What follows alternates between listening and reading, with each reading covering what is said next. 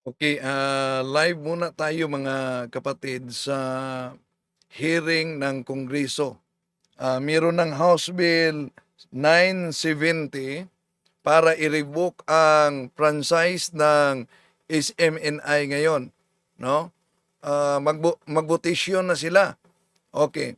So sa pagkakataong ito, tutukan natin ang naturang hearing sa Kongreso kung saan susunod na ang votation nila para pag-revoke sa SMNI mga kapatid. Okay? 6 hearings. We said 5. You corrected us earlier. You said it was 6 hearings, not only 5 hearings. Thank you for the correction. And I think that is already very clear as far as our wanting to give this process to observe due process in this particular hearing. Palagay ko naman po, November pa ho natin pinag-uusapan, Marso na po na yun, ang dami na po natin pagkakataon, i-submit po lahat yan. And it is sad to note that you submitted this document to us 30 minutes before this hearing, Mr. Chair? which we find truly unfair. We submit to the sound discretion of this honorable committee, but we still stand with our position, Mr. Chair. Your stand is requested. Your stand is noted, and we request that the COMSEC be directed to submit and distribute all those documents which were submitted 30 minutes today, 30 minutes before this hearing. Thank you. Mr. Chair, a very short Yeah, one. Mr. Chair. Mr. The Chair. Honorable Janet Karin. Yeah, Mr. Chair, for the information of Attorney Mark Tolentino, I believe with the permission of the chair and the august body, the position report, the position paper can actually be submitted to all members of Congress. Anyway, after the committee report, this will still be tackled in the plenary. And for that reason, Mr. Chair, I believe there is still ample time for all members of Congress to review the position paper as submitted by the legal counsel of SMNI. And so with that, Mr. Chair, I believe it will be fair for everybody to pursue the line of discussion that the Honorable Chairman was earlier stating. Thank you very much, the Honorable Karin. So again, I direct the committee secretary to please submit and furnish all members of this committee and of course our House Secretariat a copy of their position paper for distribution to all members.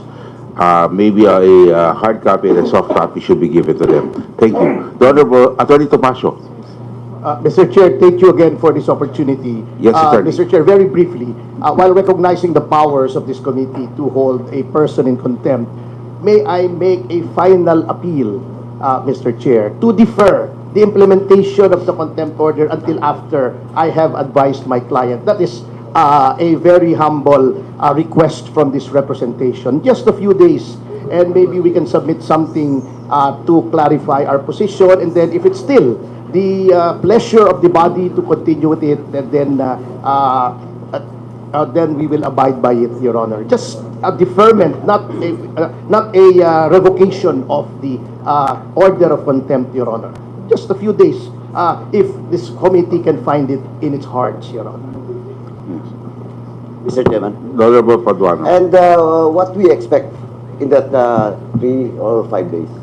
What do we expect? The committee I will, as I intimated to this honorable body, because I cannot lie to it, I'm under oath, I will be seeing my client tomorrow, and I will try to advise him with respect to the order, Your Honor. I will give it my best good faith effort, and I say this not only under my oath before this committee, but under my oath as a lawyer and as a member of the Philippine Bar. Thank you, Your Honor. So the day after tomorrow, we will expect you and Pastor Kiburo to be present in Congress. I will advise him. Yeah, but what I'm saying is that will be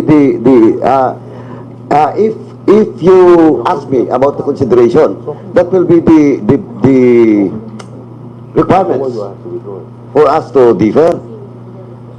Well, of course, I cannot, with respect to that, I cannot speak for the good pastor, but Your Honor, I will be seeing him and I will be advising him accordingly, Your Honors. Attorney Topacio, let's Yes. make this clear. Yes, Your Honor. Okay, so we will 5 days. So Yes, Your five, Honor. 5 days from now, if we do not hear from you, then we can now implement. Yes, Your Honor. Whether whatever the result is, out of courtesy to the chairman, Yes. I will seek an audience with the honorable chairman to report to him, Your Okay. Honor, as a matter of courtesy. So there's no, yes, thank you very much. Anyway, so there's no withdrawal, no deferment. All we're asking is the implementation. So kung pwede, we wait for 5 days, we hear from you. I think that's the request, ha? I think let's be clear as kung ano Yes, po yes, Your request Honor. nyo. Very clear to this Okay. representation, Yes. Your So, Honor. Mr. Chair, it will be implemented on March 18, that is Monday. Yes, Okay. yes, the March 18 will be the final. Mr. We Chair. have to hear before March 18. The Honorable Pimentel. This is only a food for thought for all of us. Although it's hypothetical, however, Attorney Topacio might be asking for a furlough, for a 5-day furlough, but we know all very well that Pastor Cobuloy at this point in time is already a flight risk. So baka naman ang humihingi ni Pastor Cobuloy to give time so that, Attorney Topacio, humihingi ng palugit para makaalis na si Pastor Kibuloy out of the country. Hindi po ba there are already rumors? So it would be a dangerous precedent on our part. Yun lang, Mr. Chair. I think dapat pag-isipan natin to our colleagues, if you give 5 days, he can easily, we know that Pastor Cobuloy has a fleet of planes. Anytime pwede siyang umalis. Unless, of course, that we issue or we request a whole departure order from immigration, considering that we have already issued a contempt order and there is already a request for a search warrant, or rather an arrest warrant from the Sergeant of Arms, and then there is a pending again subpoena or contempt from Senate. So dalawang chamber ito, Your Honor, hindi po natin maalis yung Atty. Topacio that at this point in time si Pastor Cobuloy nag-iisip na rin niya na tatakas. Hindi na nga nagpapikita. Even sa social media, he issues statement incognito. So, yun lang po ang dapat pag-isipan po natin, Mr. Chair. O hearing natin. Pwede po ba after your hearing tomorrow, can we hear from you? Nasa Davao po ako. I'll be back on Thursday, Your Honor. Yeah, but Mr. Chair, I can call Your Honor. you can call us. You can call us when on Thursday. Yes, Your Honor. Tomorrow, today's Tuesday. Yes, sir. You meet with him Wednesday. Thursday, you can. Mr. Chair, but At the latest Friday, Your Honor. I'm sorry. yes, Atty. Topacio said earlier that he will be meeting with Pastor Kibuloy tomorrow. So why will we give him 5 days? Siguro pinagamin until tomorrow. Okay, we'll give you up to Thursday. Your Fair Honor, enough. with respect to the apprehension that he will be pleading, there's already a lookout bulletin, Your Honor, issued, directed from the DOJ to the immigration. Okay, So, that's why. And maybe we can also say that if he wanted to really leave, he would have left already. Yes, actually, Your Honor, I was about to say that. Thank you, Your Honor. Okay. Your Honor, could you give me at least until Friday? Okay, we will give you the deadline with the permission of the move-on and those that have seconded. Do you have any objections to giving him up to Friday? If there are none, then therefore your request is granted that the implementation will commence after Friday. On Friday. I will personally call on the Honorable Chairman to report. Yes, and if you wish to write the committee a letter, you may feel free to do so. I thank you, Your And if Honor. you can do it earlier than Friday, it will be much appreciated. Yes, not later than Friday. It would Yes. be earlier, Your Honor. Yes. Thank you very much. We Okay. appreciate the gesture of the committee, Your Honor. Okay. Thank you very much. Okay. So that is clear that the contempt charges stay, but we will give them 3 days after his one-on-one meeting with Pastor Kibuloy in Davao. Thank you very much, Thank you Your very Honor. much. Mr. Chairman, Yes. I move to adjourn. There's a motion to adjourn, duly seconded. The chair in objection. This session is adjourned.